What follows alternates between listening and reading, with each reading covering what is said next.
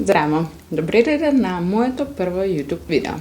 Ова видео представува summary за Excel формулата XLOOKUP. Во суштина, XLOOKUP е дел од модерните формули во Excel, кои што имаат за цел да не го олеснат нашето секојдневие, буквално. Во суштина, модерните формули во Excel представуваат замена за старите и сложени Excel формули, ги надминуваат нивните недостатоци и ги пополнуваат аргументите кои што недостасуваа и моравме да правиме гнездување на повеќе формули, па дури и за некоја едноставна задача. XLOOKUP, како што реков, е дел од овие модерни формули и ги заменува лукапите, заменува индекс меч и во себе содржи error handling. Значи, тоа ни дозволува на полесен, поедноставен и поефикасен начин да ги завршиме работите кои што ни се потребни. Она што мене лично многу ме восхитува во оваа формула е можноста да чита и лево и десно, и вертикално и хоризонтално.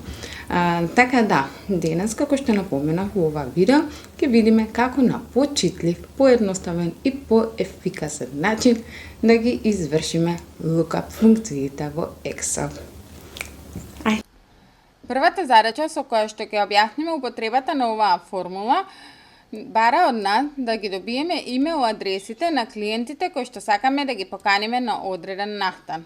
Нивните адреси може да ги најдеме во листата која што сме добиле од акаунт менаџерите. За таа цел ја користиме формулата XLOOKUP, која што во себе содржи 6 аргументи, од кои задолжителни се првите 3. Lookup value во суштина е вредноста која што сакаме да ја бараме. Вториот аргумент е опсегот, каде ја бараме таа вредност, и третиот аргумент е опсегот каде што се наоѓа резултатот кој што треба да се врати. Затвораме заграда и на овој начин ја добивме имейл адресата на Лилијана. Го заклучуваме опсегот пред да продолжиме понатаму. И вака изменетата формула ја спуштаме надолу. Следно што треба да направиме е error handling на NA вредностите. Во суштина, доколку користевме некој од останатите лукапи, ќе требаше да искористиме гнездена if error формула. Но, во овој случај, како што напоменав на почетокот, XLOOKUP самата во себе содржи error handling. И во суштина, тоа е четвртиот аргумент, каде што ние треба да зададеме вредност, што треба Excel да врати, доколку не е пронајден резултат. Значи, се што треба да направиме е како четврта вредност, во наводници да го ставиме она што сакаме да се врати во случај на грешка, во случај кога не е пронајден резултат. Ние може да пишеме нема имейл. Вака изменетата формула може да спуштиме надоле и на овој начин ние направивме error handling на податоците, односно на вредностите кои што не можевме да ги пронајдеме. Одиме понатаму да видиме како XLOOKUP работи на хоризонтални табели. Во суштина, она што го напоменав исто така на почетокот е дека сега нема потреба доколку имаме хоризонтална табела да користиме HLOOKUP, затоа што XLOOKUP работи и хоризонтално и вертикално и лево и десно. Значи ги надминува сите недостатоци на претходните лукапи. Доколку имаме прашање колкава била продажбата во Кичево во месец април, ние може да го добиеме одговорот со XLOOKUP. Каде што во суштина вредноста која што ја бараме е месецот април, ја бараме во опсегот на месеците, а резултатот кој што треба да се врати е продажбите во Кичево.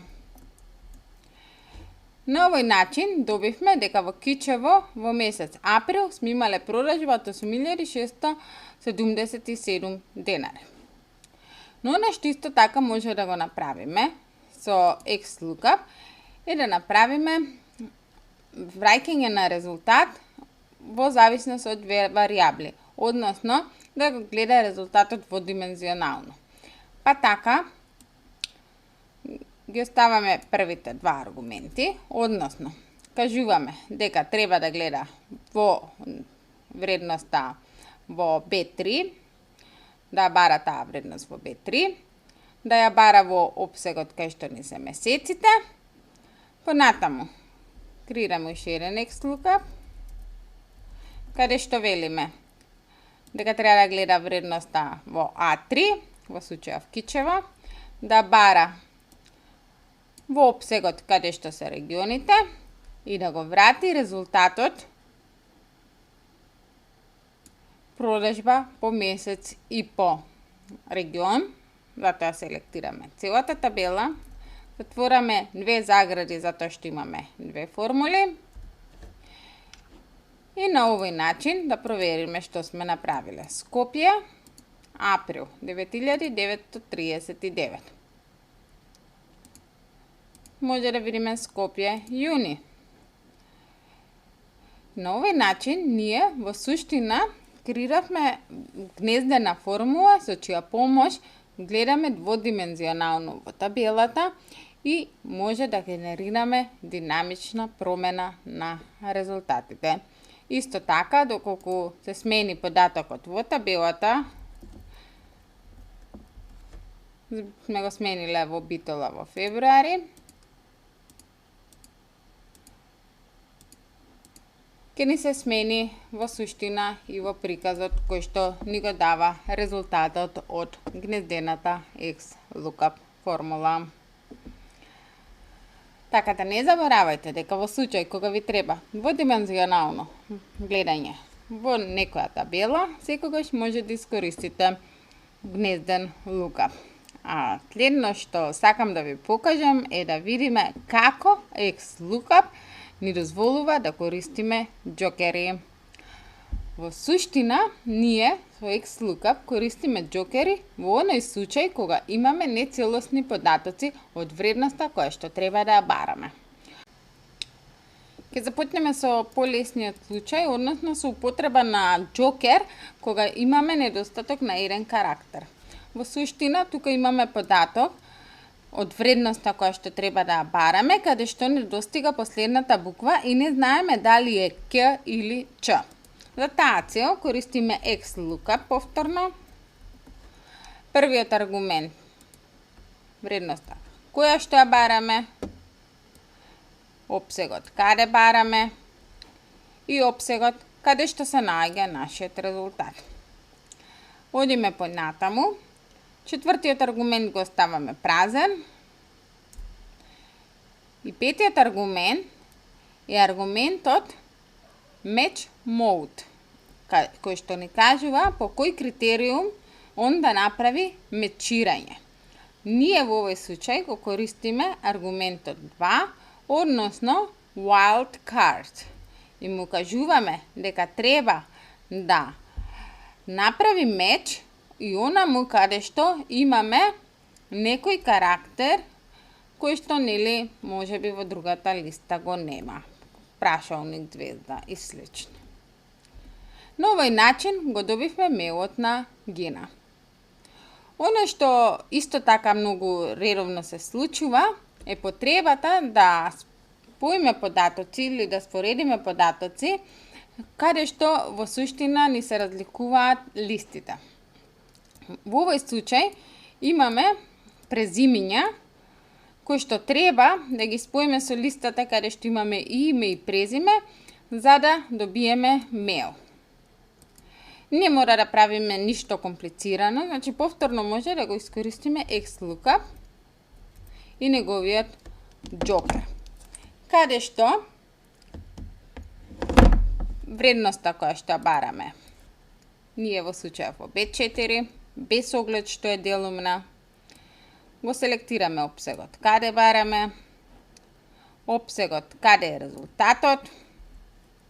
Може да ставиме вредност во случај ако немаме резултат, нема податок, како четврт аргумент и како пет аргумент повторно ставаме 2.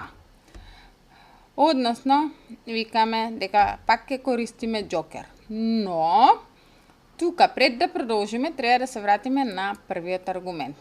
Каде што ние треба да кажеме дека lookup value-то во суштина е вредноста која што имаме, е вредноста која што се наоѓа од десната страна на стрингот каде што ќе бараме. Неделковска го имаме, но името го немаме, името се наоѓа од левата страна, тоа значи дека ние пред B4 треба да ставиме ampersand, односно да отвориме наводници, звезда и наводници, ampersand, и на овој начин ние кажуваме дека ни недостасува стрингот, односно делот од стрингот кој што е на левата страна. Затвораме заграда и го добивме мејлот на неделковска. Го спуштаме надоле истото, со тоа што пред да спуштиме треба да го заклучиме опсегот, да не заборавиме.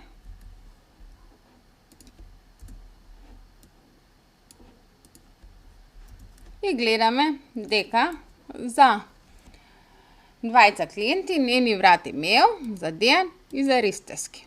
Оно што може да забележиме е дека Дејан во суштина е име и неговата вредност се наоѓа од левата страна. А ние во формулата кажуваме ни недостасува тоа од левата, спореди го тоа од десната страна на стрингот. И затоа се враќаме најгоре во формулата. Додаваме, значи, ampersand, отвораме наводници, заграда, наводници. На овој начин ние кажуваме дека вредноста што имаме во B4 може да се наоѓа било каде во стрингот. Ако го избришеме предниот дел од оваа формула, тогаш би кажале дека имаме левата страна од стрингот, но не и десната. И обратно, но доколку го ставиме вака, ние задаваме дека Excel треба да гледа и лево и десно од стрингот и дека вредноста презентирана во ова келија може да биде било каде во стрингот. Ја спуштаме надоле формулата и вака го добивме мејлот и на Дејан. Во суштина, на овој начин ние се обезбедивме без разлика и понатаму во табелата да има уште некое име, ние да го добиеме назад соодветниот имеј. Оваа формула е дел од водичот за модерни формули, а задачите се дел од курсот за модерни Excel формули, односно дел од лекцијата за XLOOKUP. Не заборавајте да ме поддржите со еден subscribe и се гледаме на следното видео.